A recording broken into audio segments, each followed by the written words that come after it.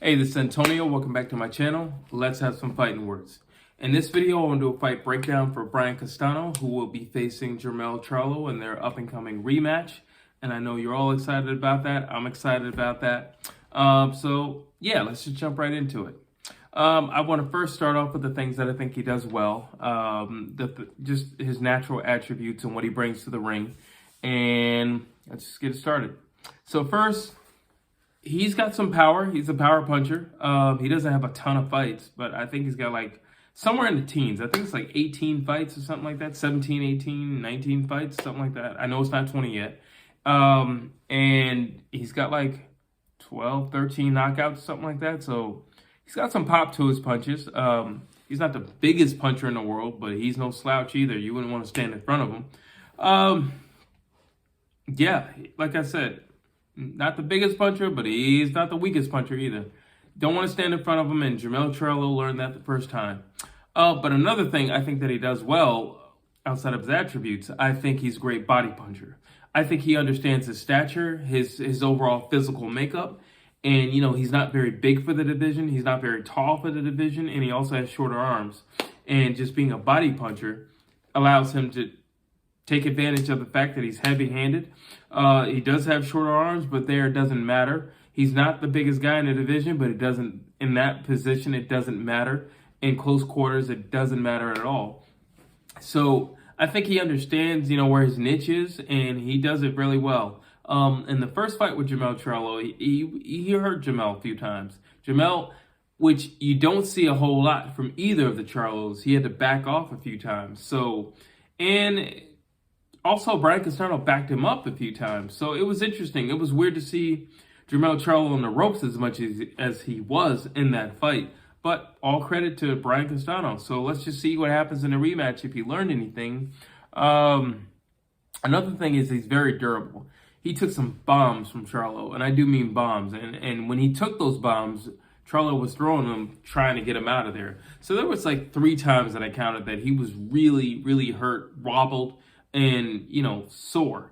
And Charlo couldn't get him out of there. And believe me, he tried. There was 3 times in particular. Now, one of the times, I'm just crediting to Jermell Charlo because it didn't make a whole lot of sense. And I said it right after the fight. I'm like, he took his foot off the gas. I don't know if he was tired or whatever the case may be, but I remember one point in the fight, there was 3 times that he almost had him out.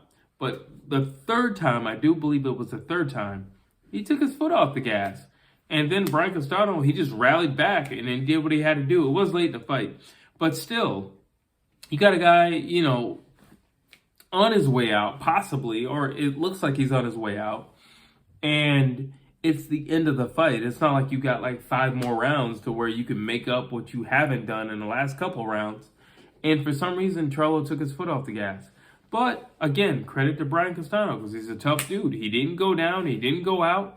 He got wobbled a few times, but he stood his ground and he stayed in there. He stayed in for the fight. So we got to love him for that.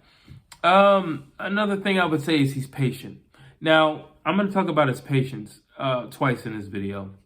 So the first time, like I'm going to say right now, is, yeah, he's patient, which is a good thing. It's a good thing, especially when you're dealing with somebody as aggressive as Jermell Charlo and who starts fast like Jermell Charlo, and he throws a lot of punches like Jermell Charlo, and then all of them are power punches like Jermell Charlo.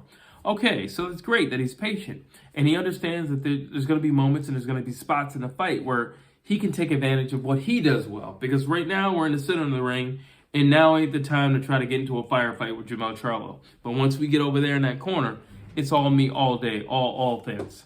Well, that's a great thing. Absolutely.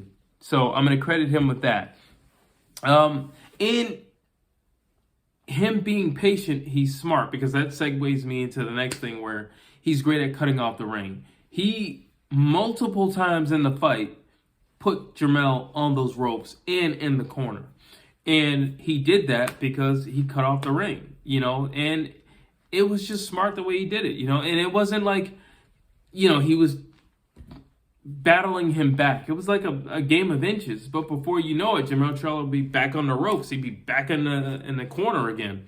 And when he was in those ropes, when he was in the corner, Jermell Charlo, it was like he didn't know what to do. He would just shell up and he would just take it. He didn't hold, he didn't grab, he didn't even try to get out of there. He just, I don't know if it was like a deer in the headlights. I don't know. I guess,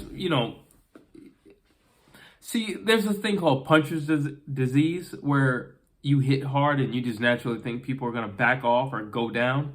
And then some people, a lot of people in the ring, they won't go down and they won't run. And every once in a while, you'll see a heavy-handed fighter.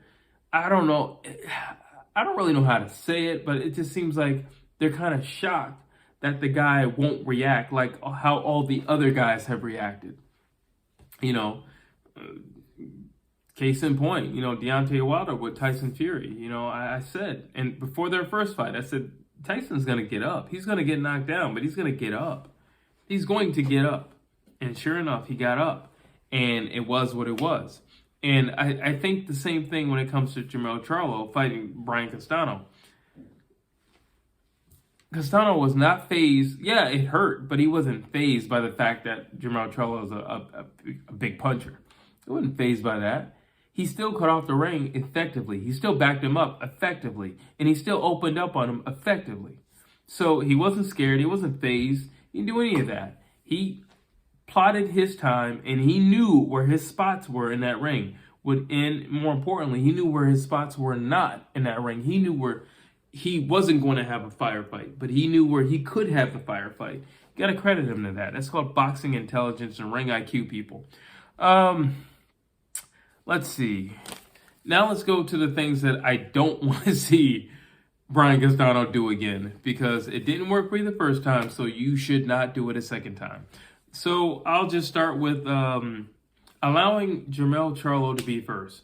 Jermell Charlo already has a lot of energy. He already, he runs to the center of the ring and he hits hard. He wants a knockout. And he does really well in rematches. So do not allow him to be first the way you did in the first fight. Brian Castano didn't realistically come alive until around round 4 in the first fight. You can't wait that long. And the judges were actually kind of generous to you because you did wait a long time before you came alive in the first fight. I mean, once you came alive, you were a live dog. But, don't wait so long. And don't let somebody like Jermell Charlo, because he'll take whatever time you give him and your patience, and he'll run 20 miles with it. So don't allow Jermell Charlo to be first. Try to beat him to the punch. Or just give him different looks, or it could slow him down. If you're just constantly coming like that, well, he knows nothing's coming at him, so he can be full head, and just full on charge. But if you give him something different to look and, you make him think you're going to do something, it will slow him down. It will definitely slow him down. But at the same time, when you're doing that, you kind of get in your own rhythm as well. So don't allow Jermell Charlo to be first and start doing something other than just putting your hands up. Don't do that again. Which segues back into patience. But I wrote it down as you waited too long. Don't wait so long. So like I said earlier, the patience, it's a good thing, but it can also be a bad thing. Let me stop this video really quick. Listen, if you like what you're hearing, please please share, and please subscribe to my channel. Let me jump back to this now and just say that's another thing, the patience. It was a good thing, but the patience turning it literally over time turned into waiting. I want you to be patient. I don't want you to wait. There's a difference. I don't want you to do that. Moving straight back or straight forward. Again, that goes back to the different looks. I need you to do something else. I need you to move your feet. I need you to go this way or this way. But you're way too predictable. And a guy like Jermell Charlo, who already is an aggressive fighter, if you just back up, that's full steam ahead for him. He's just going to keep coming at you. You don't want to do that. Give him something different, because trust me, if you give him something different, he will slow down. I think that's pretty much it for this video. So overall, I really enjoyed the first fight. I don't really know if I still agree with the decision. Listen, if you're fighting champ and, he has all the belts, I believe you should take the belts. I don't believe that it was a decision, a split decision, but, it is what it is. I hope we see some adjustments. And, I feel like if Brian Castano were to do the little adjustments that I mentioned, he could be very well successful in the rematch with Jermell Charlo. But those are my thoughts. I want to know what you think. You know the lines. Dropping down below. Please like, please share, and also please subscribe to my channel.